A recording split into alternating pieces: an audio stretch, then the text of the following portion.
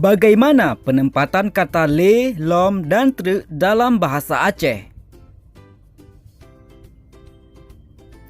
Kalau dalam bahasa Inggris, banyak aturan pemakaian adverbia atau auxiliary verb yang rumit, yang hal ini tidak dijumpai dalam bahasa Indonesia.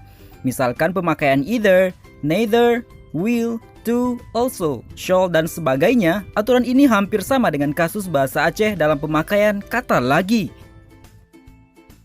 Ada 3 jenis kata lagi dalam bahasa Aceh, yaitu kata le, kata lom, dan kata tre. Kata le digunakan dalam kalimat negatif. Contohnya, jih hana jijak le, dia tidak datang lagi. Kata lom digunakan dalam kalimat positif. Contohnya, jih kajijak lom, dia datang lagi. Kata tre hanya digunakan pada makna penambahan atau pengulangan di akhir kalimat.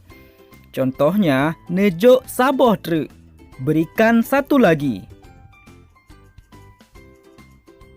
Untuk penggabungan kata le dan lom, apabila digabungkan kedua kata le dan lom akan bermakna lagi-lagi, tidak diinginkan, atau tingkatannya lebih tinggi.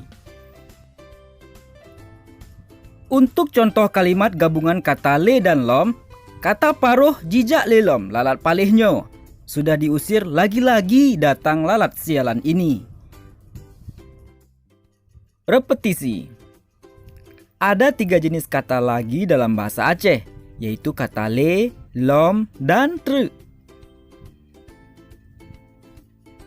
Latihan. Coba buatkan kalimat menggunakan kata le, lom, dan tre.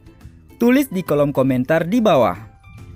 Ataupun ada yang ingin menambahkan saran dan beberapa komentar lainnya, silahkan tulis saja di kolom komentar untuk video-video selanjutnya. Terima kasih sudah menonton video ini. Assalamualaikum warahmatullahi wabarakatuh.